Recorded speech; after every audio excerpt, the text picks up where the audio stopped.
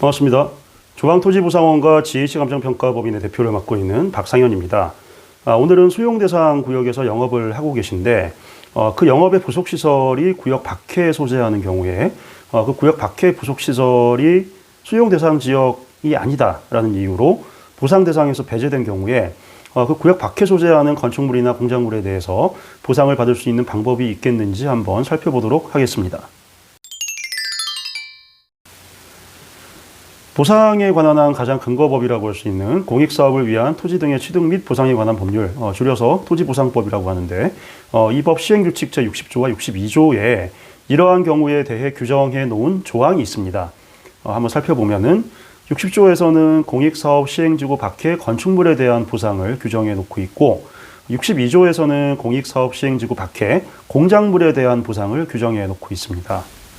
보시는 바와 같이 이들 법조항에 기재된 보상 요건이 다소 추상적으로 되어 있기 때문에 중앙토지수용위원회의 재결례를 참조하는 편이 훨씬 낫습니다.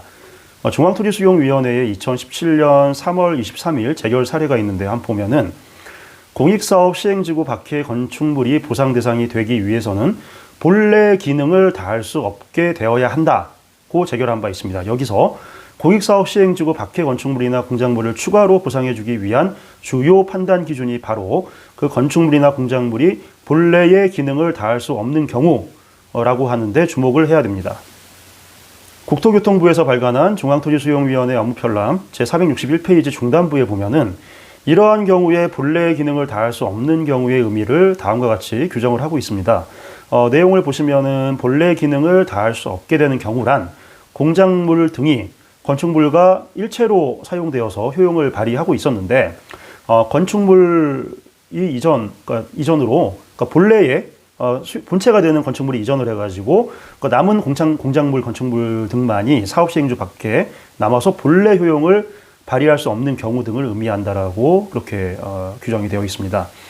예를 들어 보자면은 수용 대상이 되는 공익사업 지구 내에 제조장이 있다고, 공장이 있다고 치면은 평소에 그 공장의 원재료나 상품을 적치하기 위해서 구역 밖에 창고를 지어놓는 경우가 있을 수가 있습니다.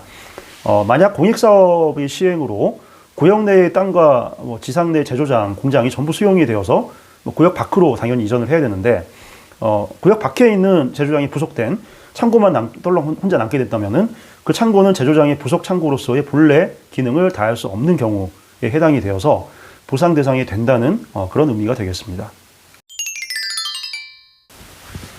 재개발 정비사업이나 일반 공익사업에서 이렇게 본체가 되는 영업장과 부속시설을 따로 두고 운영하다가 간발의 차이로 영업장은 수용지역에 편입이 되고 부속시설은 수용지역이 제외가 되는 경우가 의외로 많이 있었습니다.